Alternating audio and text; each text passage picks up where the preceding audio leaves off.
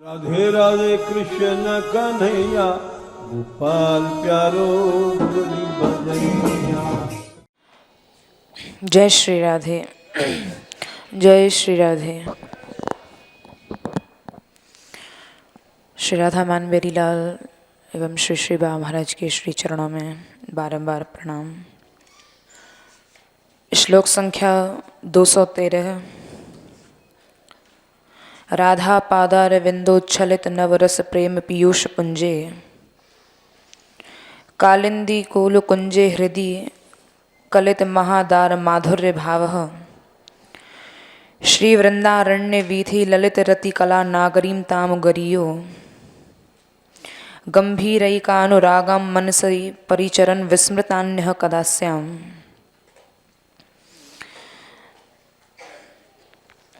यहाँ इस पद्य की पूर्व पद्य के द्वारा संगति की गई है।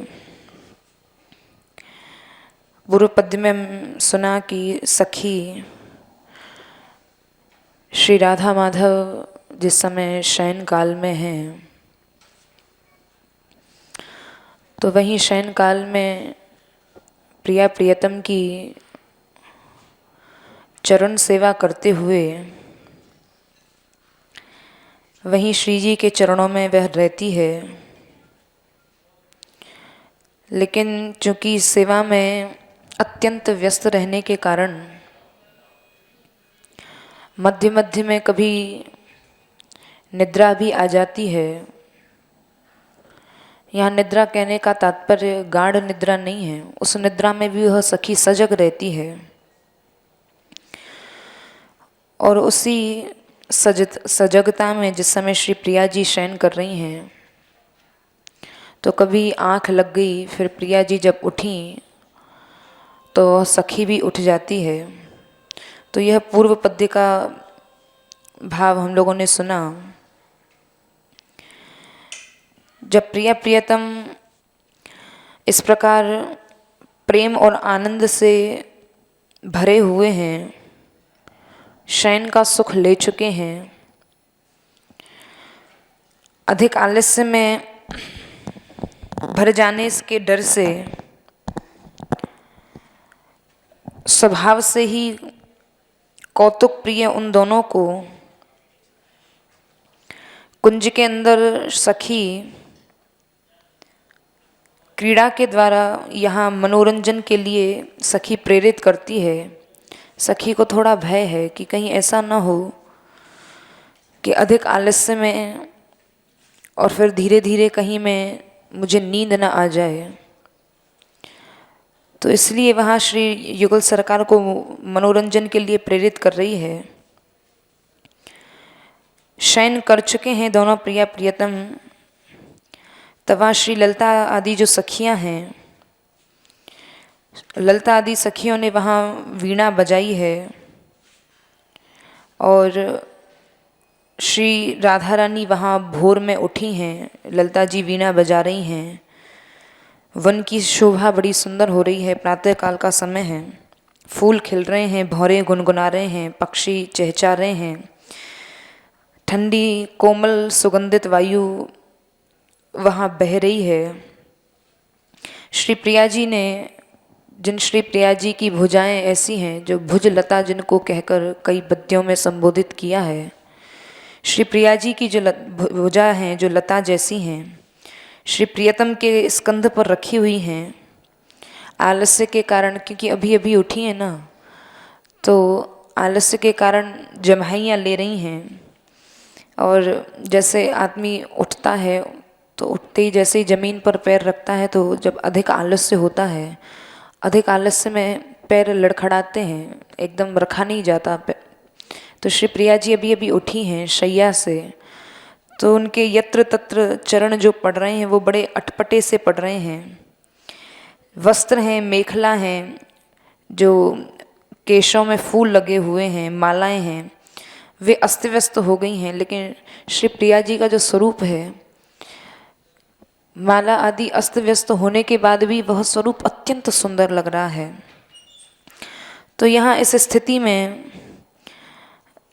श्री प्रिया जी की जो भाव भंगिमा है, श्री प्रिया जी के मुखारविंद का जो सौंदर्य है, और निकुंज की गलियों में यहाँ कैसी श्री प्रिया प्रियतम की शोभा हो रही है, वो इस पद्य के द्वारा यहाँ सखी वर्णन कर रही है कि ये सेवा का जो फल मिला है सखी को, यहाँ उसको श्री प्रिया जी की और प्रियतम की जो आज की स्वरूप है, इसको देख के उसको सर्व विस्मृति हो गई, कुछ याद ही नहीं है। तो कैसा स्वरूप है, इस पद्य का मूल भाव है कि यमुना के तट पर श्री जी के चरण कमलों से अंकित एवं निस्सृत जो नवीन रस है, वो प्रेमामृत का समूह उस कूल पर, यमुना जी के कूल पर किनारे पर स्थित मैं परम सुंदर और अत्यंत उदार माधुर्य रस भावनाओं से भरा हुआ मेरा हृदय है। श्री प्रिया जी के सौंदर्य को देखकर अत्यंत माधुर्य से भी भर गया है और अत्यंत उदार भी यह मेरा हृदय हो गया है। जिस भावना में वृंदावन के कुंजी की सुंदर गलियों में ललित कला में चतुरा मैं सखी और अति गंभीर अनुराग की एकमात्र स्वामिनी श्री राधा रानी यहाँ वृंदावन की कुंज गलियों में विराजमान हैं, ऐसी जो कैसी हैं श्री राधा रानी, जो अत्यंत गंभीर भी हैं और अनुराग की एकमात्र स्वामिनी हैं।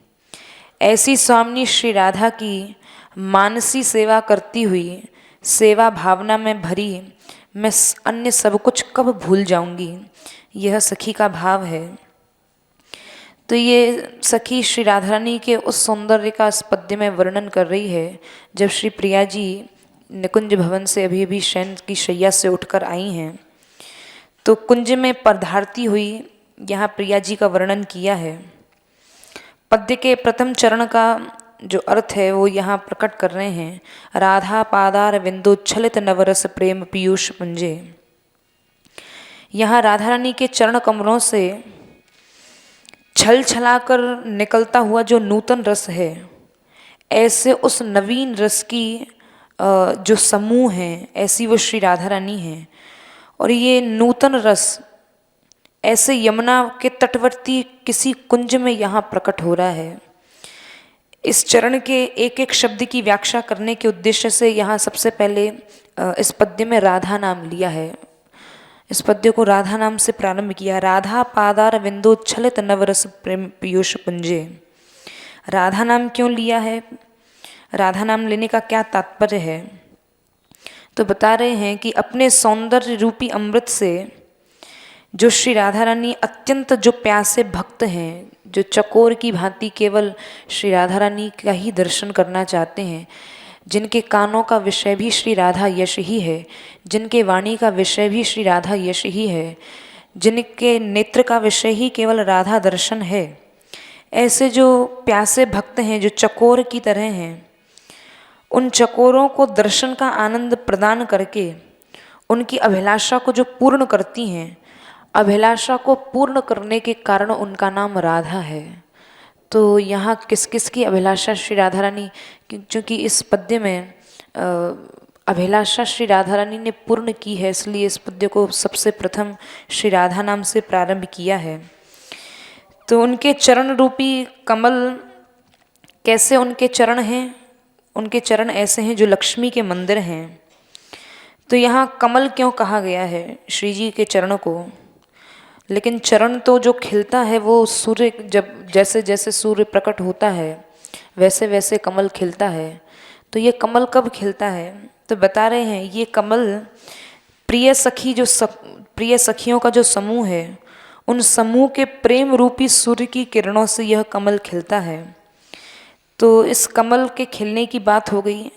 अब इस कमल में उसकी पंखुड़ियाँ क्या हैं, पत्तियाँ क्या हैं, तो बता रहे हैं अग्रभाग से जो ज्योति छिटकाने वाली उंगलियां हैं वे उन कमल के पत्ते हैं, और कमल के पत्तों की भांति चरणों का रंग गौर और अरुणाई लिए हुए है। वायु में कमल हिलता है, इसी प्रकार ये चरण भी नृत्य करते हैं, तो ऐसा लगते हैं जैसे हिल रहे हैं। श्री प्रिया जी के चरणों में बजते हुए नूपुर ही कमलों पर जैसे भौरे गुंजार करते हैं, तो जब श्री प्रिया जी नृत्य करती हैं और उनके श्री चरणों में जब ये नूपुर बजते हैं तो ऐसा लग रहा है भौरे गुंजार कर रहे हैं। ऐसे दोनों श्री चरणों से रस जो प्रवाह हो रहा है वो छल छला के प्रकट हो रहा है और नूतन रस प्रकट हो रहा है और प्रेमामृत के समूह कुंज में यह प्रकट हो रहा है। तो यहाँ श्री यमुना जी के तट पर जो कुंज है, जिस कुंज में अभी अभी श्री प्रिया जी आ रही हैं, तो उस कुंज में उस सखी ने मन में सोचा कि देखो तो सही, अहो राधा पादार विंदोच्छलित नवरस प्रेम पीयूष पिंजे। सखी सोच रही है, अहो देखो तो सही, ये चरण कमल कितने उदार संपन्न हैं, ये कितने उदार हैं। ये नहीं देख रहे कि इस रस को लेने वाला कोई है कि नहीं, लेकिन फिर भी ये रस प्रदान कर रहे हैं। तो सखी कह रही है ये कितनी उदारता से संपन्न, और उदारता के साथ साथ एक और विशेषण दिया, महामाधुर्य से ये विशिष्ट हैं। तो इस प्रकार शैया से उठकर श्री राधा रानी कहाँ आई हैं? शैया से उठकर अभी अभी यमुना जी के किनारे किनारे श्री जी चल रही हैं, यमुना का निरीक्षण करती हुई चल रही हैं और अपने प्रतिबिंब को प्रासाद रूप में यमुना के जल में पहुंचा रही हैं। श्री जी का प्रतिबिंब यमुना जल में पड़ रहा है और श्री राधा यमुना के निकटवर्ती स्थल में जो कुंज है उसमें पधारती हैं। इस समय श्री यमुना जी की शोभा बड़ी निराली है कि यमुना का जो कांति है वो श्याम वर्ण की है और उसमें गौर वर्णा श्री राधा रानी का प्रतिबिंब पड़ रहा है। सखी कह रही है शोभा अत्यंत निराली है। श्री यमुना जी में नील पीत कमल खिले हुए हैं, भंवरे मंडरा रहे हैं और तरंगें उठ रही हैं, कहीं भंवरें पड़ रही हैं, पक्षियों के समूह की परछाइयाँ दिखाई पड़ रही हैं। दोनों किनारों पर कोमल प्रकाशयुक्त रत्नों की पंक्तियाँ हैं। कमल से जैसे पराग झरता है उसी प्रकार अपने आवेश के कारण यहाँ प्रिया जी में दान वीरता झलक रही है। ऐसा लग रहा है आज श्री जी का दान वीरता जैसा स्वरूप, जैसे कोई दानी होता है उसका महान यश होता है, उसका एक अपना वैभव होता है, उसका अपना यश होता है। तो आज श्री प्रिया जी का जो स्वरूप है वो दान वीरता वाला स्वरूप यहाँ प्रकट हो रहा है। और यहाँ श्री राधा भी छलछला उठी हैं। यहाँ छलछलाने का मतलब क्या है? राधा पादार विंदोच्छलित, छलछलाने का यहाँ मतलब यही है कि यदि छलछलाना इसका अर्थ नहीं होता तो उस स्थान पर झरना या अर्थात श्रवणम भी कहा जा सकता था, लेकिन रस के छलछलाने का यही यहाँ पर भाव प्रकट किया है। यहाँ श्रवण नहीं कहा गया है कि श्रवण हो रहा है, झर रहा है, क्योंकि रस के छलछलाते वक्त कुछ पहली बातों को याद करके श्री प्रिया जी के साथ जो प्रियतम का जो विहार हुआ है वो एकदम से श्री यमुना की कांति को देखकर प्रियतम की स्मृति हुई है। और प्रियतम की स्मृति होते ही पूर्व में जो विहार रस हुआ है वो एकदम से श्री जी के हृदय में प्रकट हुआ। तो इसलिए यहाँ छलछलाना शब्द का प्रयोग किया गया है। एकदम से विचार आया, एकदम से उस विहार की याद मन में आई है, तो इसलिए यहाँ श्रवणम नहीं कहा गया, उच्छलनम कहा है। तो ऐसा विचार मन में उठते ही अहो इन चरणों ने विहार के समय कैसा कैसा सुख दिया है। और उस समय सखियों के हृदय में, प्रियतम के हृदय में एक नूतन रस उमड़ा है जिसका ये सखी दर्शन कर रही है। क्योंकि जब प्रेम छलछलाता है तो उसको देखने मात्र से ही वस्तु प्यारी लगने लगती है। जब कोई वस्तु बहुत प्रिय लगने लगे, लोक में भी देखा जाता है, जब एकदम माँ का वैसे तो बालक के प्रति सदैव ही स्नेह रहता है, लेकिन कभी कभी एक विशेष स्नेह माँ के हृदय में प्रकट होता है। और वो विशेष स्नेह का लक्षण यही होता है कि माँ एकदम बालक को कभी चूमती है, कभी हृदय से लगाती है, तो वो उस प्रेम को जो वह प्रकट होता है उसको छलछलाना कहा जाएगा। तो ऐसा ही यहाँ पर प्रेम पात्र को कभी नाक से सूंघा जाता है और नाक से सूंघकर हृदय में बिठाने और भुजाओं से समेट लेने की इच्छा होती है। तो प्रिया प्रियतम के दर्शन करके यहाँ उस समय वृक्ष, लता, पक्षियों, इन सब में, जड़ चेतन में, सब में सात्विक भाव यहाँ प्रकट हो गए हैं। आज श्री प्रिया प्रियतम का ऐसा स्वरूप देखा है। तो यहाँ वृक्ष, लता आदि पक्षियों में भी सात्विक भाव का जब आविर्भाव हुआ है तो जैसे रस और प्रेम कुंज में मानो व्याप्त हो गया है, वहाँ कुंज लग ही नहीं रही है, ऐसा लग रहा है जैसे यही रस है, यही साक्षात प्रेम का स्वरूप है। तो इस बात का सखी का हृदय साक्षी है, सखी इसका दर्शन कर रही है और रस के प्रवाह का अनुभव करके अत्यंत लालसा से भरी दृष्टि से माधुर्य की असीम उदारता के संबंध में सोचती है। वहाँ सोच रही है, इस माधुर्य की उदारता देखो, कैसी ये माधुर्य की उदारता है श्री प्रिया जी की। ये माधुर्य कहता है प्यासों को, ये रस और पियो और पियो। अर्थात ये जो रस प्रवाहमान हो रहा है, ये अखंड रूप से प्रवाहमान हो रहा है। श्री प्रिया जी इस रस को जो प्रवाहित कर रही हैं, इसमें कोई रोक टोक नहीं है। इसका मतलब खूब पी लो इस रस को। तो पहले तो श्री यमुना जी के बोले ये रस कैसे आया, तो सखी कह रही है पहले श्री यमुना जी में युगल का प्रतिबिंब उतरा है, फिर किनारे पर चलती हुई जो प्रिया जी हैं, जो यमुना जी के किनारे पर चल रही हैं, प्रिया जी की गति का सौंदर्य देखने को मिलता है और उसके बाद यही रस कुंज में झरता है। और कुंज में झरने के बाद जब इस रस को मैं देखती हूँ, इस रस का मैं दर्शन करती हूँ, तो यही रस मेरे हृदय में फिर झरने लगता है, मेरे मन में आ जाता है। तो यहाँ कहने को तो श्री राधा के चरण कमल से रस और प्रेम के छलछलाने की बात कही गई है, लेकिन यहाँ केवल चरण से ही नहीं, यहाँ चरण कहकर ग्रंथकार कह रहे हैं कि श्री प्रिया जी के सभी अंगों से ये रस झलक रहा है। प्रियतम को प्रिया जी के अनुग्रह की, कैसे भी श्री प्रिया जी मेरे ऊपर अनुग्रह करें, इसकी कैसी अपेक्षा है, अब यहाँ वर्णन कर रहे हैं। श्री प्रिया जी की सेवा में सदा निमग्न रहते हैं। कौन रहते हैं, बोले प्रियतम। और यह भी ध्यान रखते हैं कि श्री प्रिया जी देखो तो सही मेरा सदैव पोषण करती हैं, और उनके द्वारा जो पोषण किया गया है श्याम सुंदर, उसका भी ध्यान रखते हैं, और श्री प्रिया जी के इशारों पर नाचते भी हैं। तो उनके आंतरिक आशय का पालन श्री श्याम सुंदर करते हैं, यानी कोई भी ऐसी चेष्टा श्याम सुंदर नहीं करना चाहते जिससे श्री प्रिया जी के मन को कष्ट हो।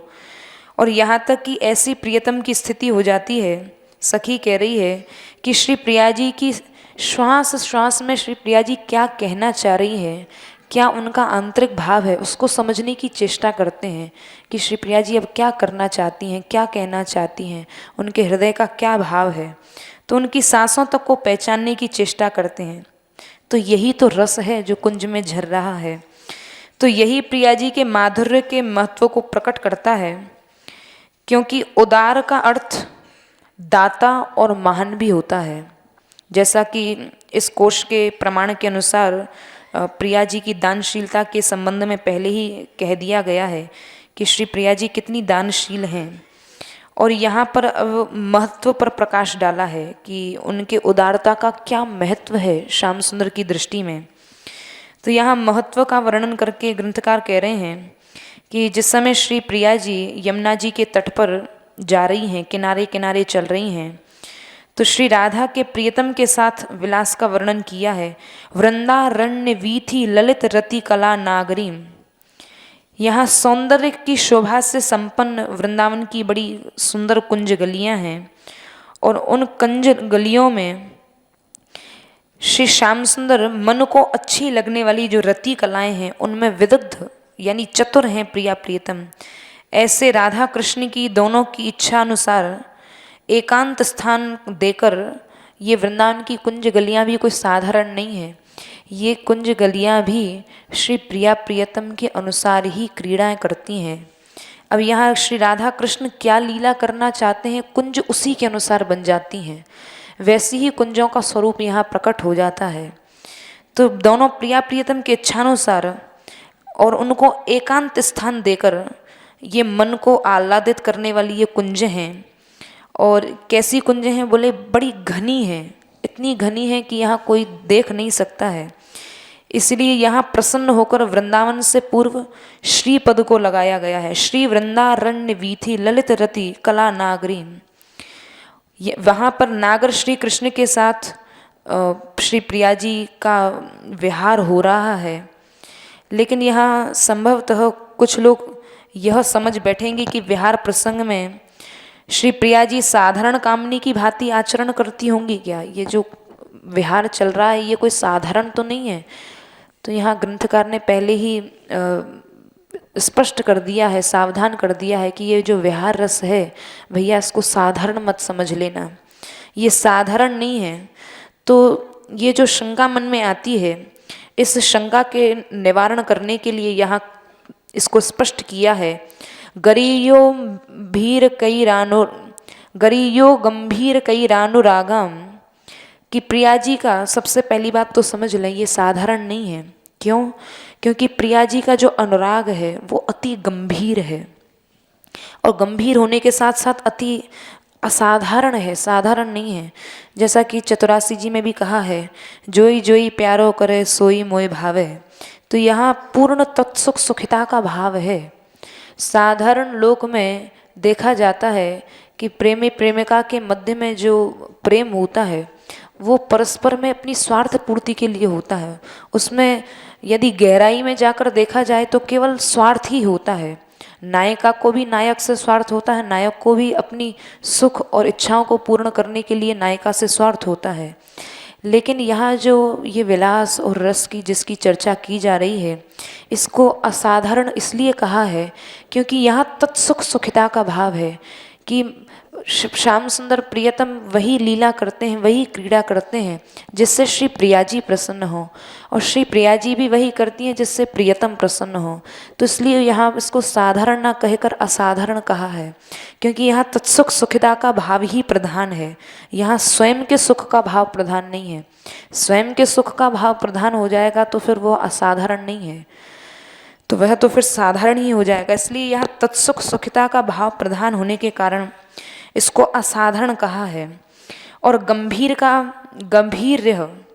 का अर्थ है कि जो ऐसा प्रेम जिसकी ऐसी गहराई है, जिसका ऐसा तल है जिसको पार नहीं पाया जा सकता है।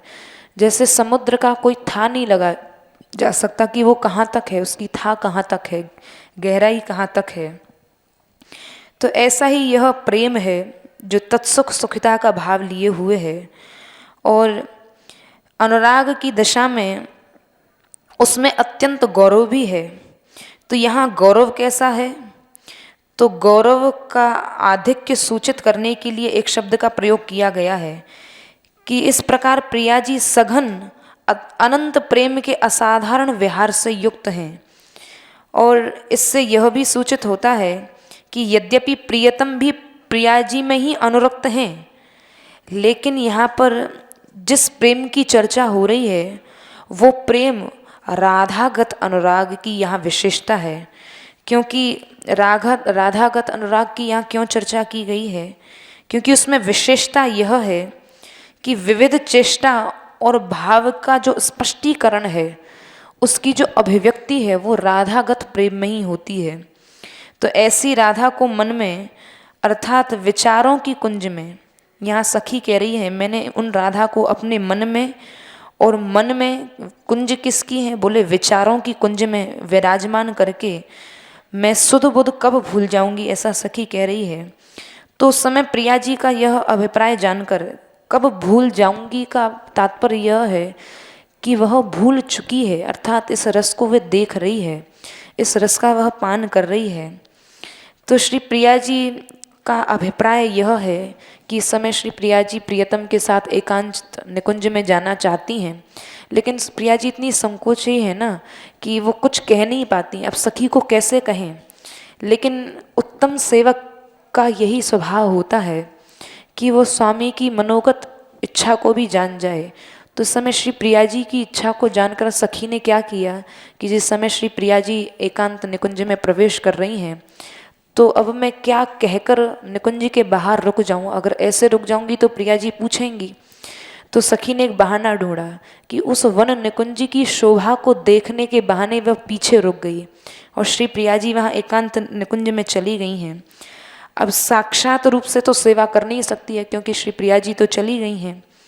तो साक्षात रूप से सेवा न कर सकने के कारण वहीं मन को एकाग्र करके और मानसी सेवा करने लगी है, मानो श्री प्रिया जी उसी सखी के पास हैं। तो इस आनंद में सखी अन्य सखियों का अस्तित्व, इतने आनंद में वो मानसी सेवा में इतनी निमग्न हो गई है कि वो ये भी भूल गई है कि मेरे पास और भी सखियां हैं, और इस आनंद में सखी अपना भी अस्तित्व भूल गई है। मैं किस वन में हूँ, कहाँ मेरे परिजन हैं, क्या मैं संभाषण कर रही हूँ, सब कुछ सखी भूल गई है। विस्मृतान्य का यही भाव है कि वो सब सखी सब कुछ भूल चुकी है।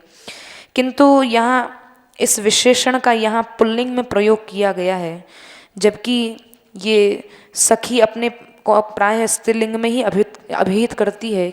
सखी तो स्त्रीलिंग शब्द है, तो यहाँ पुल्लिंग में क्यों कहा है?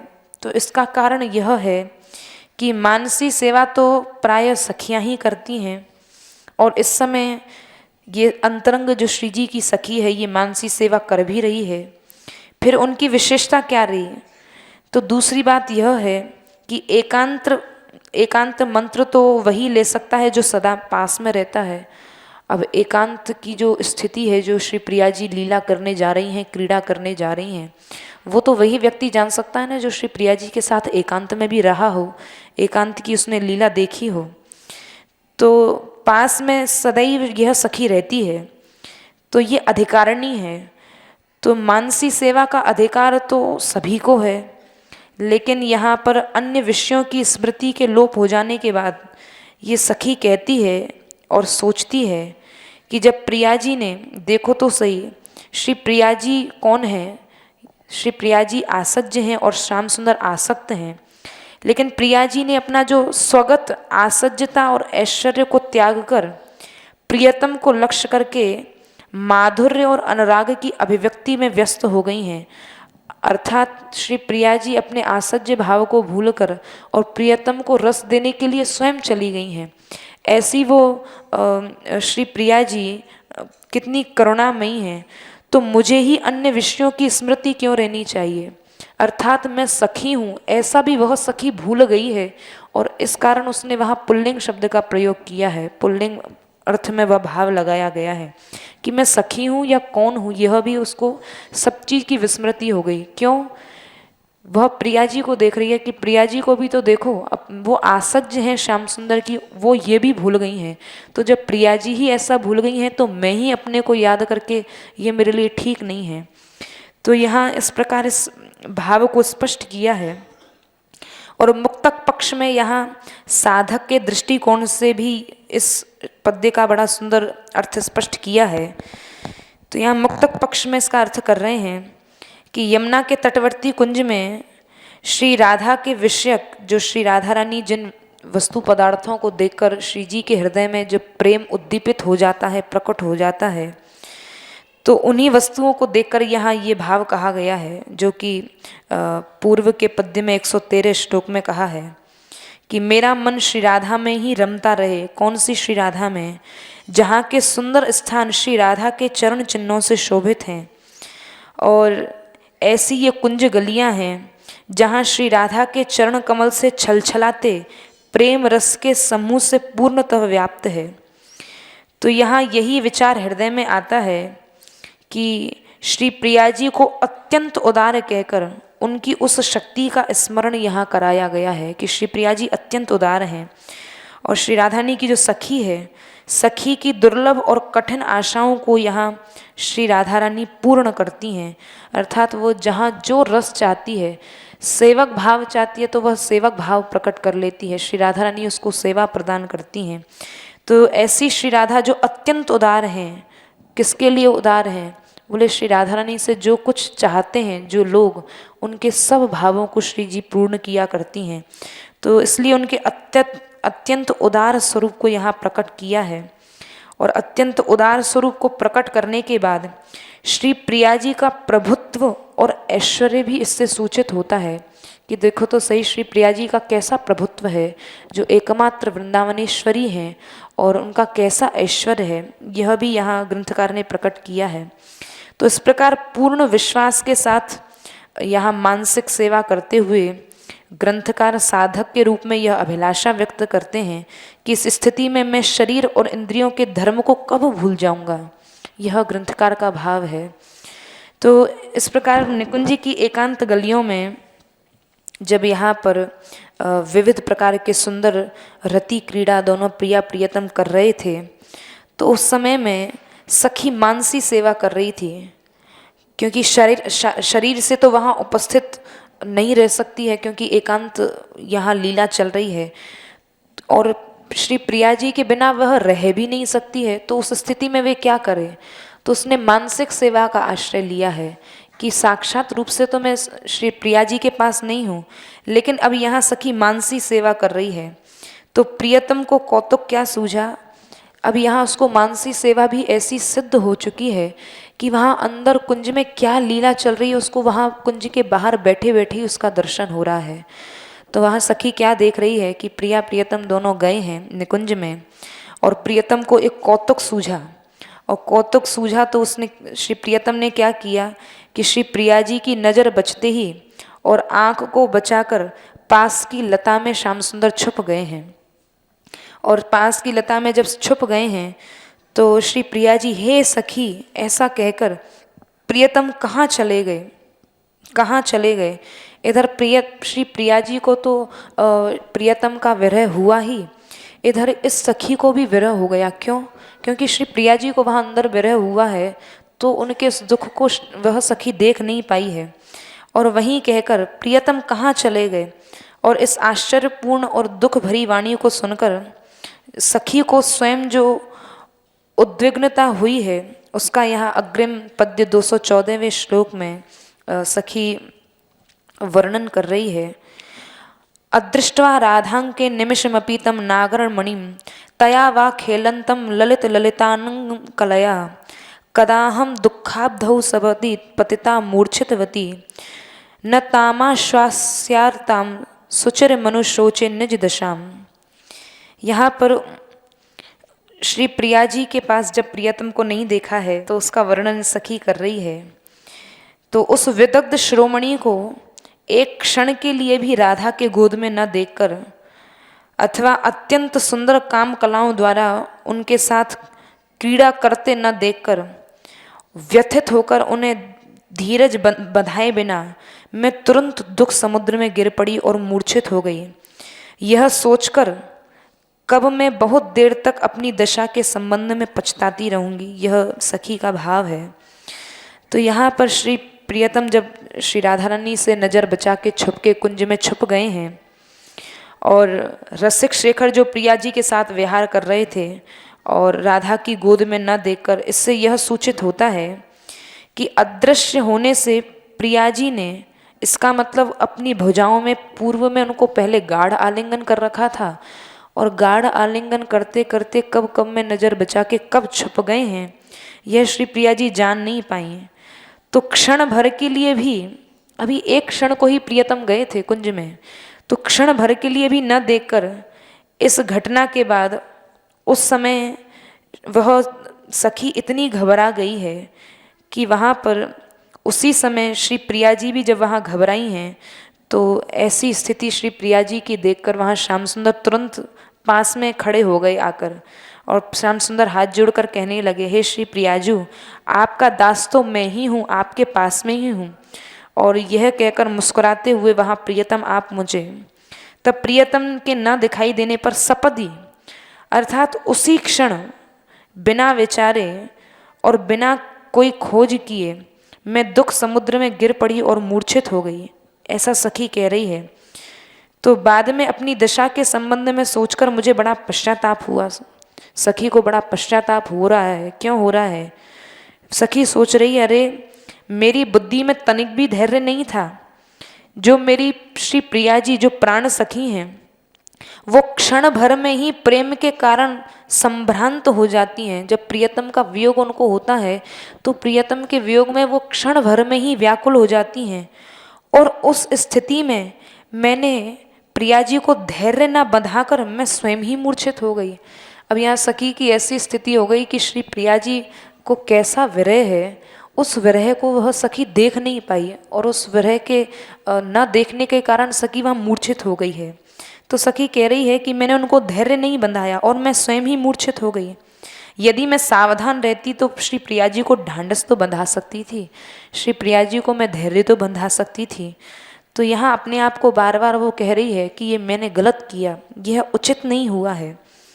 तो किस समय की ये घटना है? बोले जिस समय जब प्रिया प्रियतम विहार कर रहे थे, तो प्रियतम की लोलुपता के कारण, अब यहाँ इस पद्य का दूसरी लीला के साथ बड़ा सुंदर यहाँ भाव को प्रकट किया है। अदृष्ट्वा राधांके निमिषमपि तम नागर मणिम तया वा खेलंतम ललित ललितानंगम कलया। जब श्री प्रिया प्रियतम विहार कर रहे थे और प्रियतम की लोलुपता के कारण, क्योंकि श्याम सुंदर प्रिया जी को देखकर लोलुप हो जाते हैं, चंचल हो जाते हैं, और जब जब श्याम सुंदर चंचल होते हैं तो श्री प्रिया जी का अति धीर गंभीर स्वभाव है, तो उस लोलुपता को देखकर श्री प्रिया जी मान कर लेती हैं। तो श्री प्रिया जी मान करके बैठ गई, कुछ कहा सुनी भी हो गई। अब प्रियतम ने खूब खुशामद करी है श्री प्रिया जी की, लेकिन प्रिया जी मानी नहीं है। अब प्रियतम ने देखा कि श्री प्रिया जी तो मान ही नहीं रही हैं, तो अब क्या किया जाए? अब उदास होने के अलावा कोई चारा है ही नहीं। खिन्न होकर श्याम सुंदर बैठ गए हैं। तो प्रियतम की उस उदासीनता को देखकर उस सखी पर क्या बीत रही है कि देखो तो सही, प्रियतम कैसे उदास हो गए हैं। तो सखी उस स्थिति का वर्णन करती है कि गंभीर और असाधारण अनुराग वाली जो प्रिया जी हैं, कैसी प्रिया जी? जो ललित ललित काम कलाओं द्वारा क्रीड़ा करती हैं। तो इस वाक्य में प्रथम ललित का शब्द का अर्थ है कि स्वार्थ सिद्धि में सहायक मीठी मीठी सुंदर बातों से जो युक्त हैं, अर्थात वो ललित हैं। और ललित का दूसरा अर्थ यह भी प्रकट होता है कि यहाँ पर जो ललित बात बनाने वाले जो श्याम सुंदर हैं, जो बड़ी ललित ललित मनोहारी बातें बनाते हैं। क्यों बातें बनाते हैं? जिससे प्रिया जी को सुख मिले, आनंद मिले। और ऐसी श्री प्रिया जी जो श्याम सुंदर के वियोग में बिना सोचे विचारे एकदम मूर्छित सी होने लगी हैं, और उनको वियोग हुआ है तो मैं भी एकदम मूर्छित सी हो गई हूँ। तो यह यहाँ पर लालित्यपूर्ण इसका यह अर्थ निकाला है। तो इसका बड़ा सुंदर ग्रंथकार वर्णन किए हैं कि जब श्री प्रिया जी मूर्छित सी हो गई हैं और आर्त हो गई हैं, तो प्रियतम के वियोग को श्री राधा रानी सहन न कर सकी, और सहन नहीं किया है। तो अभी प्रियतम जो मना रहे हैं, श्री राधा रानी को मनाने के लिए बैठे, लेकिन प्रिया जी मानी नहीं है। तो प्रिया जी जब मानी नहीं है, तो श्याम सुंदर जब उदास होकर बैठ गए, तो श्री प्रिया जी ने यह देखकर मान छोड़ दिया कि देखो तो सही, प्रियतम तो अब उदास ही होकर बैठ गए हैं।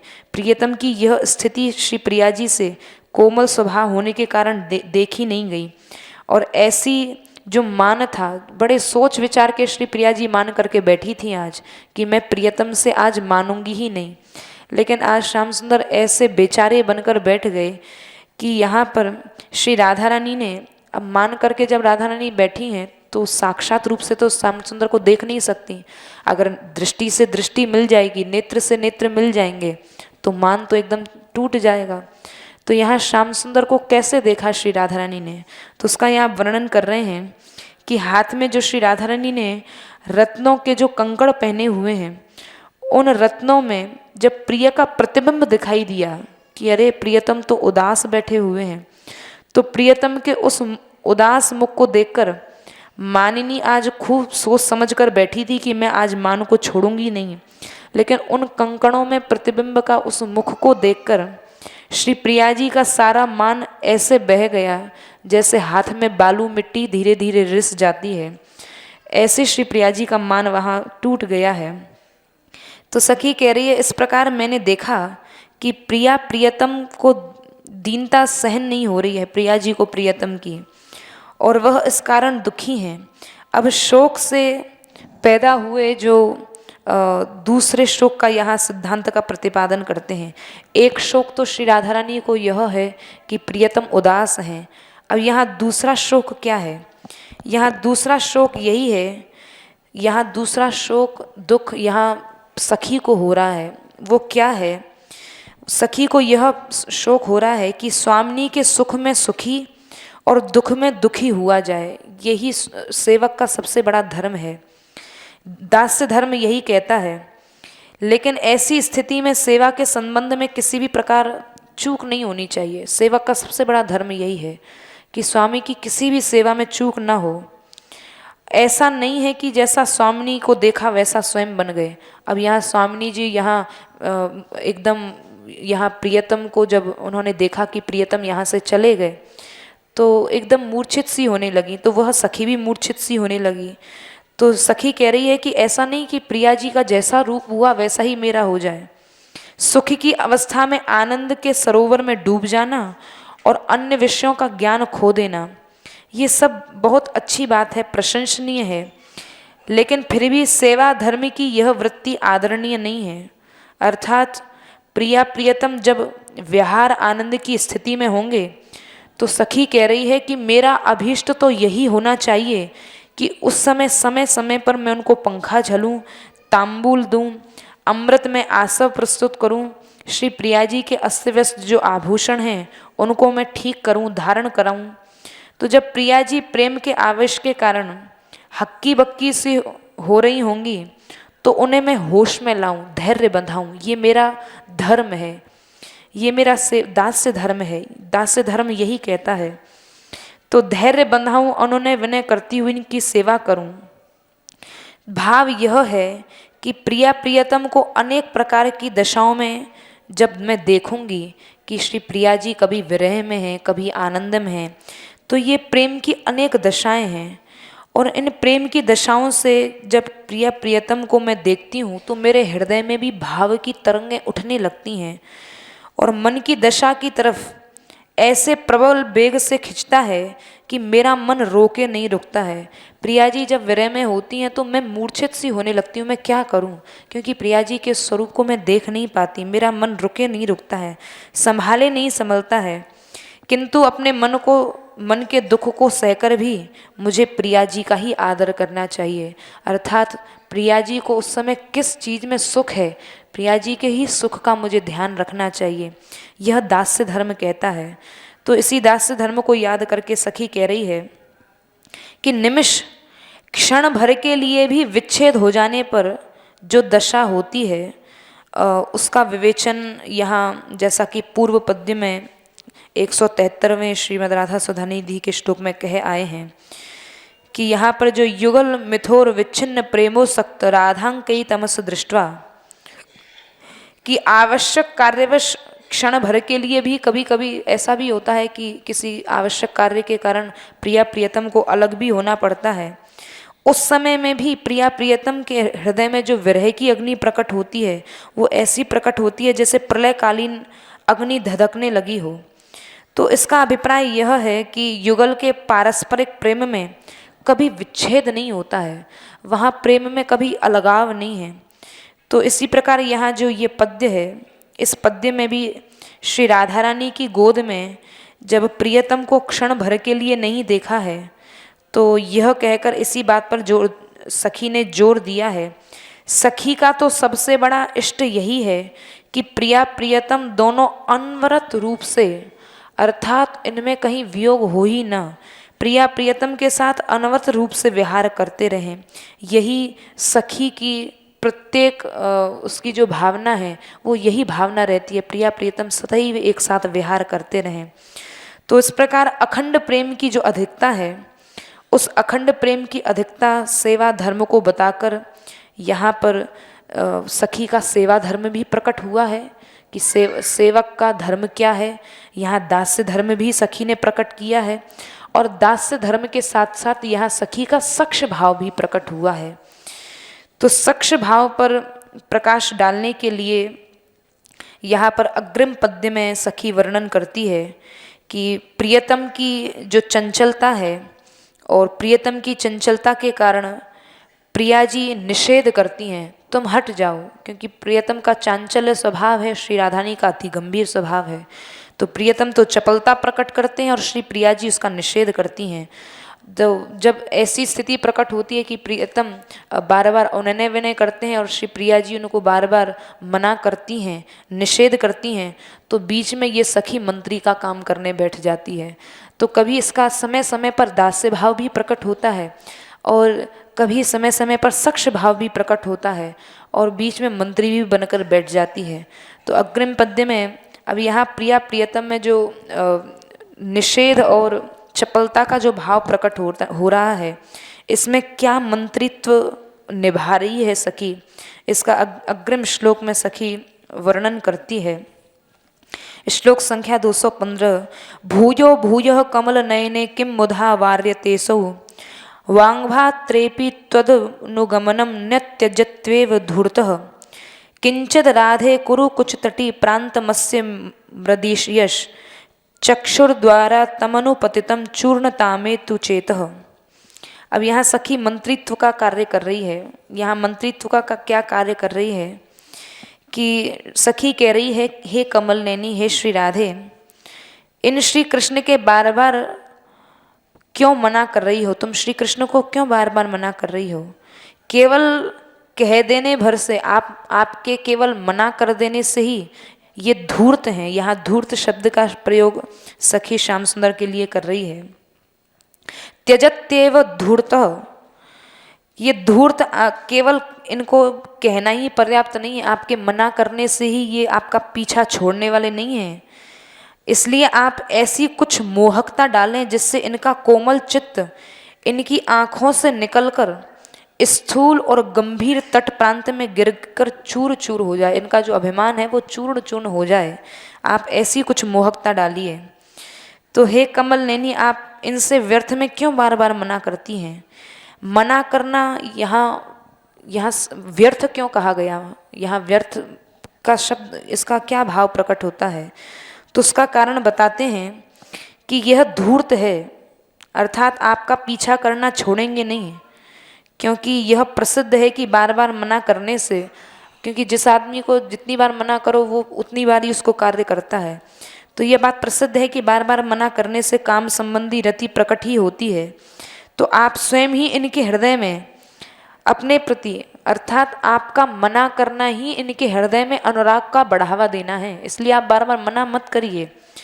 और दूसरी बात, यहाँ पर दूसरा भाव यह भी प्रकट किया है कि असंबद्ध बात करने से पर भी, जहाँ पर केवल अक्षरों के उच्चारण मात्र से ही संभावना हो जाती है कि यहाँ पर आप मना कर रही हैं, तो कहीं ये प्रियतम यह तो नहीं सोच रहे हैं कि आपकी मना में ही कहीं हाँ हो, क्योंकि जो प्रिया जी कुछ आज्ञा कर रही हैं, यदि उन्हें ठीक ठीक पता लग जाए कि प्रिया जी मना कर रही हैं, तब तो कहना ही क्या। लेकिन यहाँ तो ये श्याम सुंदर तो ऐसे हैं जो प्रत्येक श्वास की गिनती करते हैं श्री राधा रानी की वो क्या कहना चाह रही हैं। निरंतर आपकी श्वासों की गिनती करते रहने से जब आप मुंह से कुछ नहीं कहती हैं, तब श्याम सुंदर तुरंत हाथ जोड़ लेते हैं और चौकन्ने होकर खड़े हो जाते हैं कि हे स्वामिनी, पता नहीं अब क्या आज्ञा करेंगी, अब क्या आज्ञा करेंगी। तो आपकी तरफ सर्वात्मना एकदम उन्मुख हो जाते हैं और सजग होकर खड़े हो जाते हैं कि पता नहीं अब स्वामिनी जी क्या आज्ञा करेंगी। तो इसलिए आपका पीछा ही नहीं छोड़ते हैं।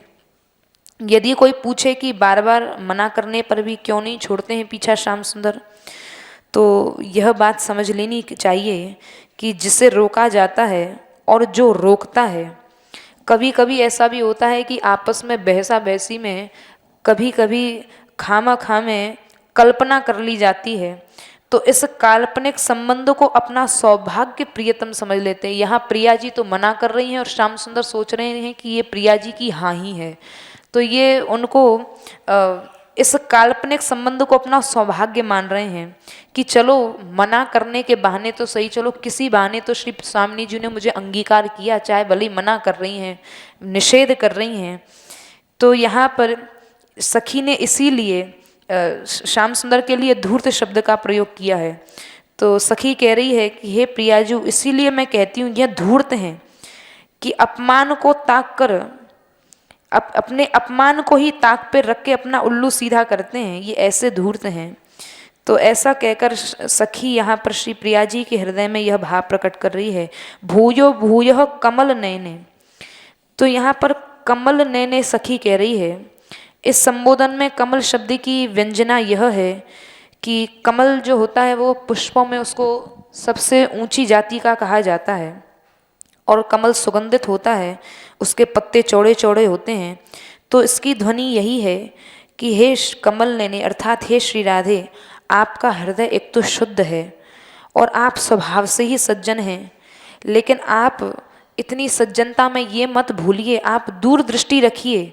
ये जो श्याम सुंदर खड़े हैं ना, ये धूर्त हैं, इनकी धूर्तता के संबंध में भी आपको विचार करना चाहिए।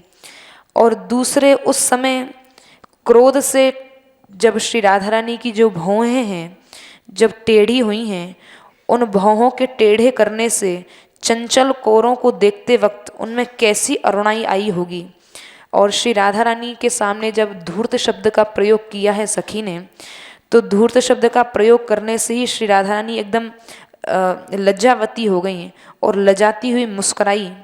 और जो श्री राधा रानी के श्री मुख पर जो मुस्कान आई है, उसकी कैसी सुंदरता हुई है, उसको सहृदय लोग ही जान सकते हैं।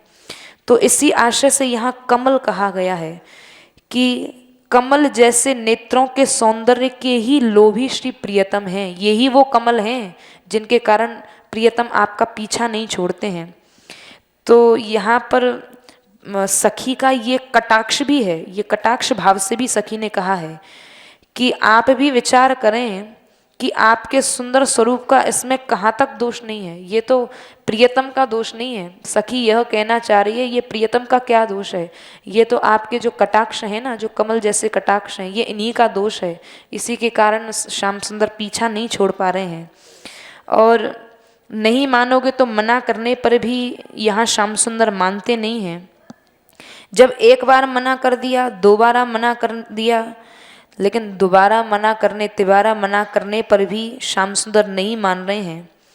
तो यह तो सखी कह रही है कि हे प्रियाजू, यह तो आपकी नासमझी ही रही, क्योंकि सक्ष भाव से भरा सखियों का ये उल्हाना है। सक्ष भाव की ऐसी अवधि होती है कि उसमें सखी कुछ भी कह दे ना प्रिया जी को, उसमें कोई अपराध नहीं होता, क्योंकि यहाँ सक्ष भाव है, सखी कह सकती हैं। तो सखियों का जो उल्हाना है उसमें यह कथन छिपा हुआ है कि प्रियतम को धूर्त कहकर उन पर भी वैसा ही कटाक्ष किया गया है कि प्रियतम तो धूर्त हैं ही, लेकिन इसमें आपके नेत्रों का ही दोष है। तो श्री प्रिया जी के निषेध को न मानने के कारण बताते हैं कि अपमान रूपी अमृत का उपभोग करने वाले इस लंपट का कोमल चित्त है कि जो अपमान को भी अमृत की तरह स्वीकार करते हैं। ये ऐसे लंपट श्री कृष्ण हैं। और चित्त को कोमल कहने से यहाँ पर प्रकट होता है, अब इस पद्य का भाव प्रकट कर रहे हैं कि जो श्री राधा रानी का कोमल चित्त है, कोमल चित्त कहने का भाव यही है कि श्री राधा के जो श्री प्रिया जी के जो कुच हैं, कुचों के अग्रभाव की कठोरता बिना कही ही आ गई है। और दूसरी व्यंजना यह है कि अत्यंत कोमल होने के कारण ये आसक्त हैं, क्योंकि श्री राधा रानी अत्यंत कोमलांगी हैं और श्याम सुंदर उनमें आसक्त हैं और जल्दी ही पिघल जाते हैं। सखी भी अपनी आवाज़ द्वारा चापलूसी करती है। अब यहाँ सखी चापलूसी कर कर के, बनावटी आवाज़ बना बना के प्रियतम की सहायता करती है, क्योंकि अब सखी देख रही है श्री प्रिया जी बार बार मना कर रही हैं, निषेध कर रही हैं, तो अब यहाँ प्रियतम की सहायता कौन करे। अब तो यहाँ बेचारे कुंज में बेचारे अकेले फंस गए, अब यहाँ इनकी कौन सहायता करे। तो यहाँ प्रियतम की सहायता करने के लिए अब ये सखी मध्य में आ गई, अब यहाँ ये मंत्रित्व का कार्य कर रही है। तो यहाँ चापलूसी करने के लिए प्रियतम की सहायता करती है। और ऐसा करके सखी जहाँ एक और प्रियतम की कृतज्ञता अर्जन करती है, और वहीं दूसरी ओर जो श्री प्रिया जी वाम हो गई हैं, प्रतिकूल हो गई हैं, उनसे अनुग्रह करने के लिए कहती हैं।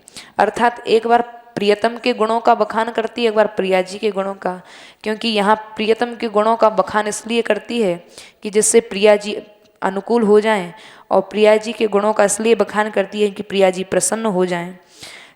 तो कोमल स्वभाव के व्यक्ति के प्रति यहाँ सखी कह रही है कि आप तो कितनी कोमलांगी हैं, और यहाँ कोमल स्वभाव के व्यक्ति के प्रति कठोर व्यवहार करना ठीक नहीं है।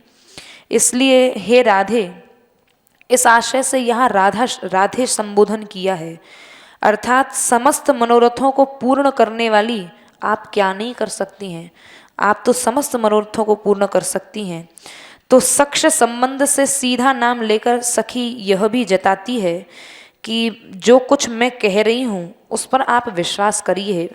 इसलिए प्रियतम के हृदय की बात कहती है कि प्रियतम का मृदुल चित्त उन सुंदर कुचों के अग्रभाग की दशा में आंखों को दौड़ाता हुआ चूर चूर हो गया है। अर्थात आपके वक्षस्थल की शोभा को देखकर प्रियतम का मन एकदम चूर्ण चूर्ण हो गया है। अब यदि पूछा जाए कि चूर चूर होने की, अब इस सखी को क्या मालूम कि प्रियतम का हृदय चूर्ण चूर्ण हो गया है, तो यह भाव यहाँ स्पष्ट किया है कि इस समय प्रियतम जो श्री प्रिया जी के पीछे लगे हैं, उससे साफ दिखाई देता है कि उनकी नज़रें श्री राधारानी के कुचों के किनारों पर अटकी हुई हैं। और सखी कह रही है, उसका गवाही मेरा हृदय ही दे रहा है कि जिस समय इस समय श्याम सुंदर की जैसी स्थिति है ना, उससे चूर्ण चूर्ण ही हृदय श्याम सुंदर का दिखाई दे रहा है। क्योंकि माना भी इसलिए किया जाता है, मना इसलिए किया जाता है कि कहीं उनको छू ना लें। किंचित का आशय यह है कि सखी कहना चाहती थी कि मन बिल्कुल चूर हो ही गया है, लेकिन प्रिया जी के डर से यहाँ वह सखी कह रही है कुछ चूर चूर हुआ है, लेकिन यहाँ ये प्रिया जी के डर से कह रही है, लेकिन उनका मन बिल्कुल चूर्ण चूर्ण हो गया है, यह सखी का भाव है। तो सखी की ये कथन की चातुरी है कि वो श्री प्रिया जी के सामने ऐसी चतुराई से अपनी अभिव्यक्ति करती है जिससे श्री जी प्रसन्न हो जाएं। तो कथन की चातुरी उससे सूचित होती है। और कुछ तटीय प्रांतम के विशेषण में यहाँ इसका तम का मतलब यह है कि वह कुछ तटीय प्रांत जिसका जगह जगह वर्णन किया गया है, श्री राधारानी के श्री वक्षस्थल का जगह जगह वर्णन किया गया है। तो प्रिया जी का हृदय भी इसका साक्षी है कि प्रियतम का हृदय कैसा चूर्ण चूर्ण हुआ है। तो यहाँ श्री चक्षु के द्वारा तात्पर्य यह है कि नज़र डालते हैं तो प्रिय का क्या अपराध है। सखी कह रही है अगर श्री श्याम सुंदर की दृष्टि जाती है तो इसमें कोई अपराध नहीं है, क्योंकि आँखों का तो यही काम है कि अनुपतितम जो सदैव श्री प्रिया जी के ही पीछे लगी रहती हैं। तो इसमें सखी कह रही है इसमें हे प्रिया जी, इन श्याम सुंदर का दोष नहीं है, ये तो आपके सौंदर्य का ही इसमें दोष माना जाएगा। आपके ऐसा सुंदर स्वरूप है कि श्याम सुंदर छोड़ ही नहीं पाते हैं। तो इस प्रकार मंत्री पद की हैसियत से सखी ये कह रही है, क्योंकि मैं मंत्री हूँ अब आप दोनों के मध्य, और मंत्री जो कहता है ना उसकी वही बात मानी जाती है। तो मंत्री पद की हैसियत से यहाँ इस पद्य में ये बात कही गई है। और सक्ष भाव से परिपूर्ण बातों को कहने का आनंद का अनुभव यहाँ सखी कर रही है। और सर्वसाधारण पर अनुग्रह करने के लिए यहाँ आचार्य के रूप में अनेक प्रकार के शास्त्र, संप्रदाय और मार्गों के सिद्धांतों को लेकर यहाँ ये बात कही गई है कि देखो भाई, ये जो रस है, जिस रस की चर्चा यहाँ की जा रही है, इसका आनंद ग्रंथ सखी भाव से तो वो कर ही रही है, लेकिन प्रकट रूप से आचार्य पद में यहाँ सखी प्रकट हुई है।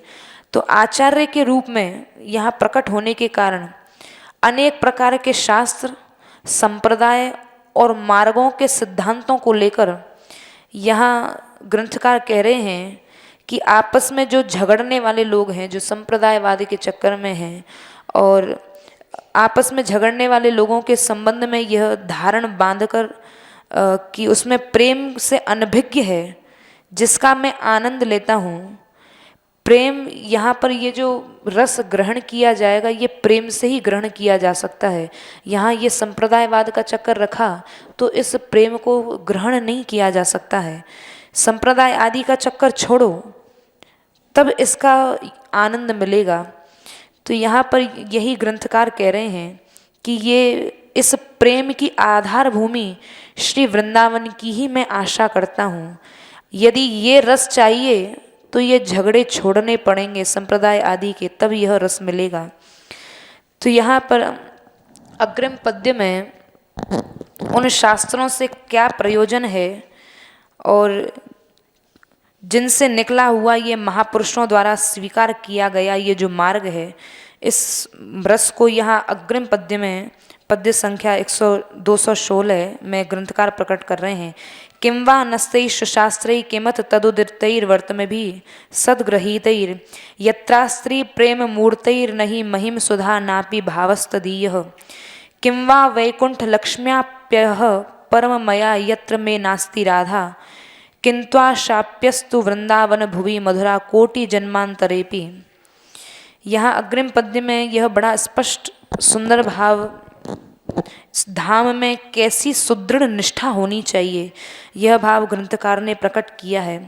इस पद्य का मूल भाव है, ग्रंथकार कह रहे हैं हमें उन शास्त्रों से क्या प्रयोजन और क्या प्रयोजन है, उनसे निकले हुए महापुरुषों द्वारा स्वीकार किए गए उन संप्रदायों से जिनमें प्रेम स्वरूपा श्री राधा की महिमामृत का अभाव है। हमें न उन शास्त्रों से प्रयोजन है, न उन सिद्धांतों से कोई प्रयोजन है जहाँ प्रेमा रूपा श्री राधा की महिमामृत का अभाव है। अहो, हमें तो सर्वश्रेष्ठ लक्ष्मी से भी क्या मतलब है जहाँ मेरी राधा नहीं है।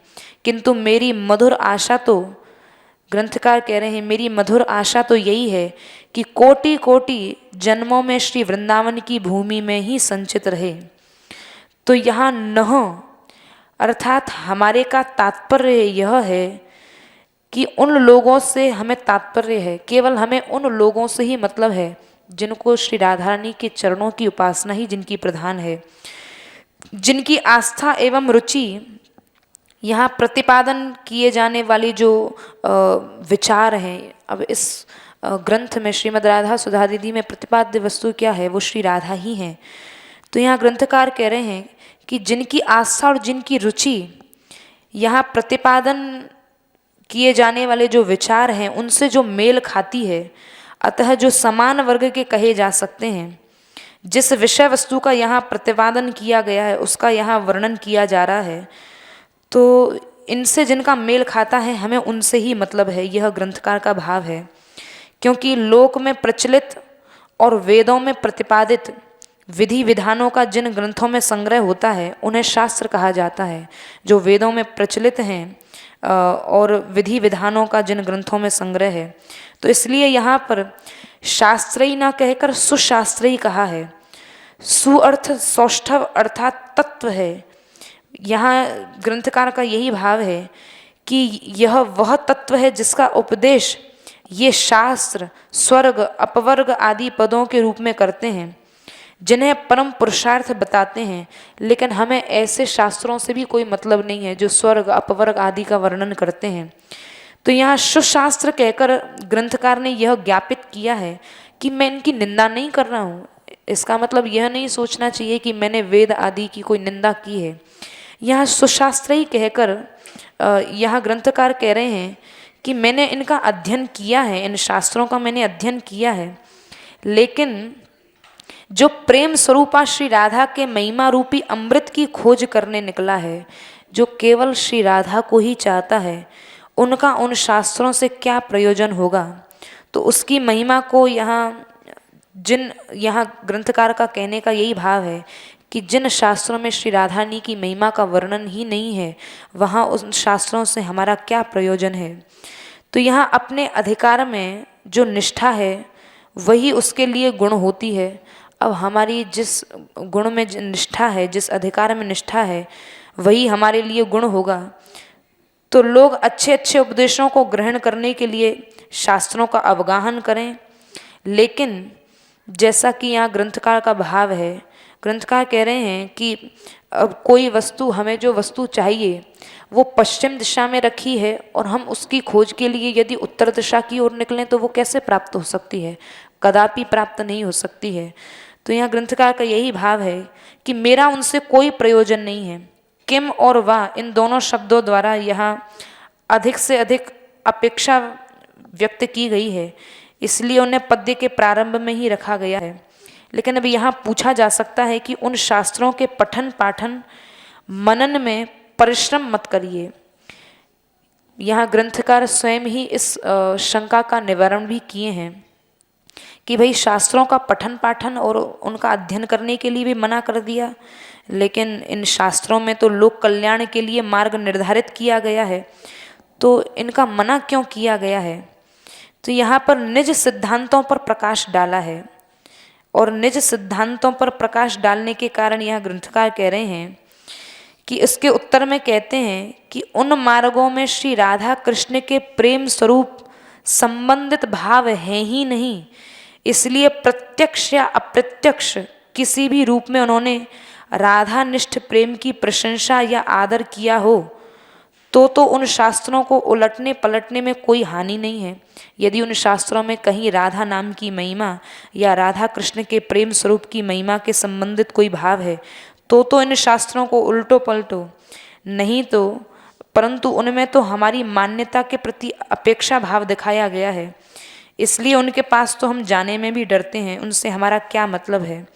तो ग्रंथकार का भाव यही है कि भक्ति या सत्ता को सदग्रहीत ही से यह सूचित किया गया है, केवल ग्रहीत ही नहीं कहा, सदग्रहीत ही कहा है कि उन शास्त्रों के स्वरूप में मर्म से परिचित हैं। उन्हें यहाँ अगर इन शास्त्रों की उपेक्षा भी यहाँ ग्रंथकार कर रहे हैं तो गंवार की भांति नहीं की कि उपेक्षा कर दी, बोले ग्रहीत ही नहीं कहा, यहाँ सदग्रहीत ही कहकर उनको बड़े आदर के साथ उनकी उपेक्षा की है। तो यहाँ उन शास्त्रों में विहित साधनों को आप मत अपनाइए, क्योंकि ग्रंथकार कह रहे हैं ऐसा करने से तो केवल श्रम ही होगा। लेकिन अब प्रश्न होता है कि उन साधनों के फलों को आप स्वीकार क्यों नहीं करते हैं। अब भाई जो शास्त्रों में जो साधन बताए गए हैं उन साधनों के फलों को स्वीकार क्यों नहीं करते हैं, उसका कारण क्या है। तो यहाँ ग्रंथकार कह रहे हैं कि सर्वोपरि वैकुंठ के ऐश्वर्य, जो वैकुंठ का ऐश्वर्य सर्वोपरि बताया गया है, उससे ऊपर कोई ऐश्वर्य नहीं है।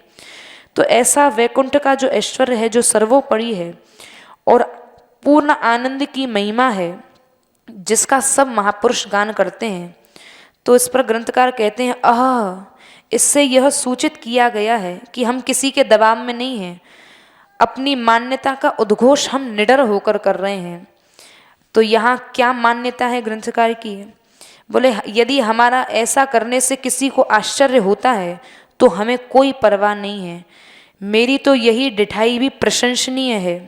तो प्रशंसनीय क्यों है, बोले सर्वश्रेष्ठ कही जाने वाली वैकुंठ की उस विभूति का भी मैं क्या करूँगा। ग्रंथकार कह रहे हैं वो जो सर्वश्रेष्ठ विभूति है, कौन सी विभूति, जो वैकुंठ की है, बोले उस विभूति का भी मैं क्या करूँगा जहाँ मेरी मधुर श्री राधा नहीं है। तो इस पर संभव है कि आप कहें कि लक्ष्मी जी भी तो खूब प्रेम करती हैं, बोले राधा रानी तो प्रेम करती हैं, बोले इस भाव में कोई यह संशय प्रकट करे कि लक्ष्मी जी तो खूब प्रेम करती हैं। तो ग्रंथकार कह रहे हैं कि माना स्त्रियां तो मेरी इष्ट नहीं हैं, लक्ष्मी जी खूब प्रेम करती तो हैं, लेकिन ऐसा थोड़े ही कि लक्ष्मी जी के प्रेम करने से सब स्त्रियां ही मेरी कोई इष्ट हो जाएंगी। अर्थात राधा की तुलना में तो लक्ष्मी जी एक नारी मात्र ही हैं। यदि कहें कि जिससे राधा कहते हो, अब यहाँ प्रश्न शंका प्रकट करके उसका स्वयं ही ग्रंथ का निवारण कर रहे हैं।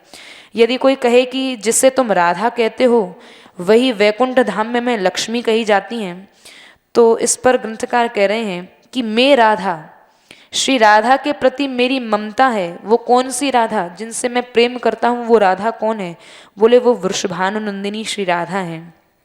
यदि अन्य किसी रूप में वे दृष्टिगोचर हों तो वो मेरे लिए राधा नहीं है। जैसा कि रसिकों ने भी कहा है, हमारो मुरली वारो श्याम, बिन मुरली वनमार चंद्रिका, नहीं पहचानत नाम। ब्रजवासी जन जो हैं वो केवल श्याम सुंदर को, जो मुरली जिन्होंने धारण कर रखी है, सिर पर मोरपंख धारण कर रखा है, वही हमारे श्याम सुंदर हैं। यदि वे श्याम सुंदर हमें द्वारिका के रूप में आके दर्शन दें तो वो हमारे श्याम सुंदर नहीं हैं। तो यहाँ मैं राधा कहकर ग्रंथकार कह रहे हैं कि वे वृषभानुनंदिनी ही मेरी ममता का विषय हैं। तो अब यहाँ यदि पूछा जाए कि तुम्हारी राधा कहाँ है, तो इस पर कहते हैं कि जहाँ वो श्री राधा रानी हैं उस स्थान की मैं आशा करता हूँ, किंतु उन्हें पाना अत्यंत कठिन है। तो इस जन्म में या दूसरे जन्मों के लिए यहाँ ग्रंथकार अपनी आशा को सुरक्षित किए हुए हैं कि वो जहाँ भी वो श्री राधा विराजित हैं, प्रत्येक जन्म में मुझे वहीं जन्म मिले। अर्थात करोड़ों जन्मों में भी यही आशा वृंदावन की भूमि में हो, यही मेरी आशा है और यही आशा ही मुझे मधुर लगती है। इसके पूर्ण होने पर तो कहना ही क्या। तो यहाँ ग्रंथकार साधकों को उपदेश देते हैं कि यदि आशा ही अक्षय धन है, श्री वृंदावन की भूमि में ही जन्म हो, यही आशा ही अक्षय धन है, यही सर्वोत्तम धन है। यदि किसी प्रकार पूर्ण हो तो वृंदावन की भूमि में ही हमें जन्म मिले, क्योंकि आशा का विषय श्री राधा ही हैं, और जहाँ श्री राधा ही आशा का विषय है वही सच्ची आशा है। तो बाद में वहाँ जब ये आशा पूर्ण हो जाएगी, वृंदावन की भूमि में यदि जन्म मिल गया तो यहाँ जन्म मिलने से ही यहाँ पर विराजमान जो प्रेम मूर्ति हैं वो तो स्वतः ही मिल जाएंगी, अर्थात यह आशा समस्त सिद्धियों को पूर्ण करने वाली है। तो यहाँ श्री राधा और वृंदावन में नित्य संबंध ग्रंथकार ने दिखाया है। फिर यदि वृंदावन श्री राधा की महिमा उनके प्रेमामृत और भक्ति से विशिष्ट हो तो फिर कहना ही क्या। अब यहाँ पर प्रस्तुत पद्य में निकुंज परक और लीला परक यहाँ अर्थ किया है। पूर्व पद्य में किए गए वर्णन के अनुसार श्री राधा ने सखी के मुंह से जब प्रियतम की अभिलाषा सुनी है, तो उस प्रियतम की अभिलाषा को सुनकर श्री राधा रानी उत्कंठित हो गई हैं, और श्री राधा रानी के हृदय में जब प्रेम उमड़ा है तो प्रेम उमड़ने के कारण प्रियतम संकोच के कारण अपने हृदय की बात प्रियतम के सामने नहीं सुना सकी हैं श्री राधा रानी, किंतु यहाँ एकांत में सखी से कह रही हैं। यहाँ अब लीला परक अर्थ कर रहे हैं। अब प्रियतम सामने है, अपनी अभिलाषा को स्पष्ट रूप से श्री जी कैसे कहें। तो अब यहाँ श्री राधा रानी ने एकांत में सखी को ले जाकर कहा है। तब सखी अभिप्राय समझ गई है, और अभिप्राय समझकर प्रियतम को कहा है, जाओ प्रियतम। अब श्री राधा रानी मान गई हैं, मैंने खूब मना लिया है, अब तुम एकांत में जाकर कुंज रचना करो। और वहाँ कुंज रचना करने के लिए जब कहा है तो प्रियतम तो तुरंत भाग कर और वहाँ आज्ञा पालन करने के लिए कुंज रचना के लिए चले गए हैं। और बाद में श्री राधा रानी के मुँह से प्रियतम से संबंधी अनर्वचनीय प्रेम पूर्ण बात सुनने के बाद प्रिया जी स्वयं प्रियतम के पास जाने की प्रार्थना उन्होंने स्वीकार कर ली है। अब यहाँ श्री राधा रानी स्वयं ही प्रियतम के पास गई हैं। तो यहाँ इस पर सखी कहती है, किंवा नास्तहि, हमें उन शास्त्रीय सिद्धांतों से क्या मतलब है। वह सिद्धांत यह है, यहाँ इस शास्त्रीय सिद्धांत का यहाँ यह अर्थ लगाया गया है, क्योंकि ये लीला परक अर्थ है कि आसक्त को ही आसज्य के पास जाना चाहिए, लेकिन यहाँ तो बिल्कुल उल्टा हो गया। यहाँ श्री राधा रानी आज जो आसज्या हैं वो आसक्त श्री श्याम सुंदर के पास गई हैं। तो यहाँ पर यही बात प्रकट की गई है। इस आशय से कहते हैं कि जब यहाँ पर नियमों का उल्लंघन हो रहा है, अर्थात श्री राधा रानी स्वयं प्रियतम के पास जा रही हैं, तो ग्रंथकार कह रहे हैं कि हम ही इन नियमों का पालन करके क्या करेंगे। तो इन सिद्धांतों में प्रेम मूर्ति श्री राधा के महिमामृत के लिए कोई स्थान नहीं है। तो गज का उद्धार करने के लिए जैसे वैकुंठनाथ भगवान स्वयं ही चले गए थे, तो इससे भगवान की महिमा कम नहीं हुई, इससे भगवान की ही महिमा और बड़ी है। तो ऐसा श्री प्रिया जी स्वयं श्याम सुंदर के पास गई हैं, तो इससे प्रिया जी की महिमा कम नहीं बल्कि उनका ऐश्वर्य और उनकी महिमा और बढ़ गई है।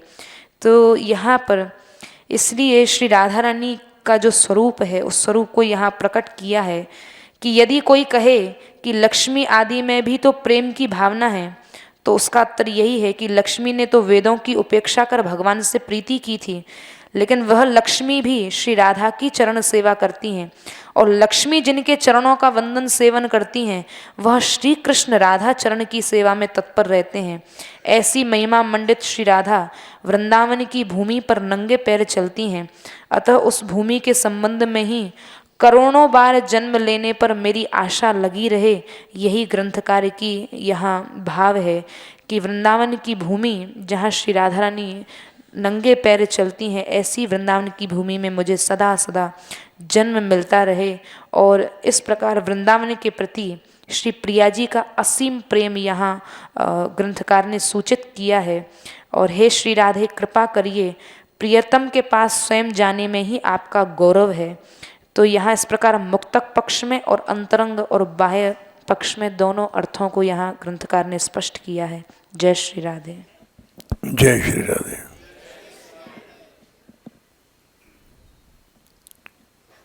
इन श्लोकों का कई भाव हम लोगों ने सुने। एक तो लीला में जब श्री जी साक्षात लीला करती हैं। और सखी जन संयोग वियोग दोनों अवस्थाओं में उन सभी लीलाओं को देखती है। किंतु वो तो बहुत दूर की बात है। नित्य सखियां उस नित्य लीला का अनुभव करती हैं। वो स्थिति हम लोगों की नहीं है। इसलिए मुक्तक दृष्टि से जो अर्थ किया गया वो हमारे लिए ग्राह्य है। हम उसी पर दृष्टि करते हैं क्योंकि हमारी स्थिति मुक्तक पक्ष में आती है। साधक लोग जो नित्य लीला में तो नहीं है, किंतु उन भावों को सुनना चाहिए। वो सुना हम लोगों ने। सखी नित्य लीला में वियोग संयोग दोनों को अनुभव करती है, किंतु मुक्तक पक्ष में हम लोग जीव हैं। हमारे लिए यही गिरा है क्यों बात नस्तई सुशास्त्री। सुंदर शास्त्र हैं, ग्राह्य हैं, बड़े सुंदर हैं, किंतु हमें क्या काम, क्योंकि वहाँ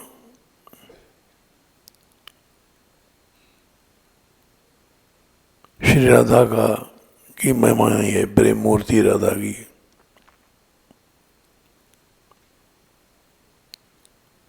वैकुंठ की लक्ष्मी से भी हमें क्या प्रयोजन है जहाँ हमारी राधा रानी नहीं है। मुक्तक पक्ष में हम लोगों को यही सोचना चाहिए।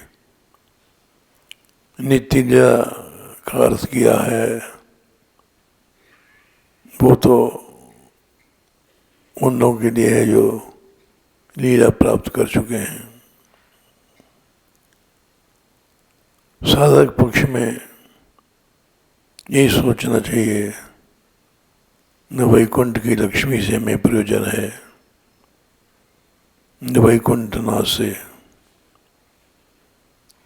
हमें तो इस पृथ्वी पर ही रहना है। अभी चाहे करोड़ों जन्म लग जाएंगे, किंतु आशा से पड़े रहेंगे। यही ब्रजवान नंदिनी दया करेंगी और सर्वोपरि माधुर्य रस मिल जाएगा, ये आशा हमें बनी रहेगी। जय श्री राधे।